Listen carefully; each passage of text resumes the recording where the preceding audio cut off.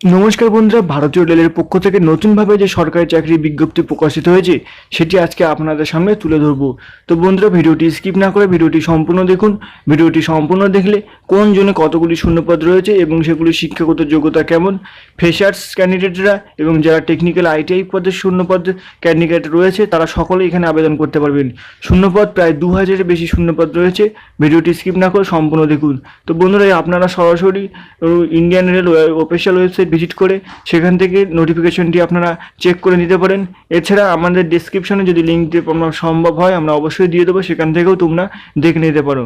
তো চলুন বন্ধুরা, বিস্তারিত তথ্য দেখে নেওয়া যাক। নতুনভাবে যে প্রতিবেদনটি উঠে এসছে ইন্ডিয়ান রেলের পক্ষ থেকে সে সম্পর্কে যাবতীয় তথ্য আজকে আপনাদের সামনে তুলে ধরবো। এবং এখানে ফর্ম ফিল আপ করতে পারবেন আপনারা 1 আগস্ট পর্যন্ত, এবং মাধ্যমিকে 50% নম্বর থাকলে আপনারা অবশ্যই আবেদন করতে পারবেন। চলুন বন্ধুরা, বেশি কথা না বাড়িয়ে চলুন আজকের প্রতিবেদনটি দেখে নেওয়া যাক। তো বন্ধুরা, অফিসিয়াল ওয়েবসাইটটি আপনাদেরকে নিয়ে চলে এসেছি। তো বন্ধুরা, অফিসিয়াল ওয়েবসাইটটি দেখুন, এখানে রয়েছে 2022 সালের 21শে জুলাই নতুনভাবে রেলের তরফ থেকে যে প্রতিবেদন উঠে এসেছে সেটি হলো ভারতীয় রেলের বিনামূল্যে প্রশিক্ষণ, মাধ্যমিক পাশেরা আবেদন সহজেই করতে পারবেন। তো এখানে দেওয়া হয়েছে উত্তর মধ্য রেলওয়ে দপ্তরের বিভিন্ন ট্রেডে অ্যাপ্রেন্টিস নিয়োগের বিজ্ঞপ্তি প্রকাশিত হয়েছে। কোন কোন ট্রেডে অ্যাপ্রেন্টিস নিয়োগ করা হবে, প্রয়োজনীয় শিক্ষাগত যোগ্যতা, আবেদন পদ্ধতি সহ আরও অন্যান্য তথ্য জানতে রইল আজকের এই প্রতিবেদন। সমস্ত ভারতীয় নাগরিক অর্থাৎ পশ্চিমবঙ্গের যে কোনো জেলা থেকে পুরুষ মহিলা উভয় প্রার্থীরা আবেদন করতে পারবেন।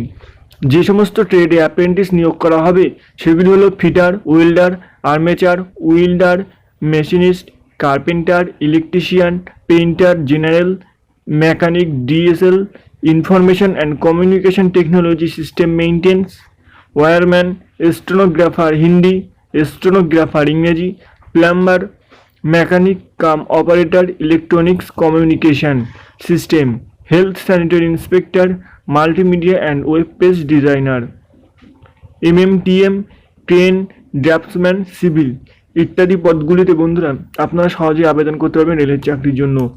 কোন কোন ডিভিশনের শূন্যপদ কতগুলি রয়েছে সে সম্পর্কে বিস্তারিত তথ্য এখানে দেওয়া হয়েছে। সেগুলি হলো প্রয়াগরাজ ডিভিশনে রয়েছে 703টি শূন্যপদ, ঝাঁসি ডিভিশনে রয়েছে 620টি শূন্যপদ এবং আগ্রা ডিভিশনে রয়েছে 296টি শূন্যপদ। প্রায় 2000 কোলে শূন্যপদ এখানে রয়েছে। শিক্ষাগত যোগ্যতা, এখানে শিক্ষাগত যোগ্যতা সম্পর্কে বলা হয়েছে যে কোনো স্বীকৃত বোর্ড থেকে অন্তত 50% নম্বর সহ মাধ্যমিক পাস, সংশ্লিষ্ট ট্রেডে আইটিআই কোর্স করে থাকতে হবে। আইটিআই কোর্স যে কোনো এসসিভিটি বা এনসিভিটি অর্থাৎ ন্যাশনাল সার্ভিস ভোকেশনাল ট্রেনিং এবং স্টেট সার্ভিস ভোকেশনাল ট্রেনিং অনুষ্ঠান থেকে পাস করে থাকতেই হবে। বয়স 1/8/2022 তারিখে প্রার্থীর বয়স 15 থেকে 24 বছর পর্যন্ত অবশ্যই হতে হবে। সরকারি নিয়ম অনুযায়ী সংরক্ষিত শ্রেণীর প্রার্থীরা বয়সে অবশ্যই ছাড় পাবেন। এসসি এসটি প্রার্থীরা এসসি এসটি ক্ষেত্রে 5 বছর এবং ওবিসি প্রার্থীদের ক্ষেত্রে 3 বছর বয়সে ছাড় পাবেন। এবং আপনার প্রশিক্ষণ চলাকালীন স্টাইপেন্ড বা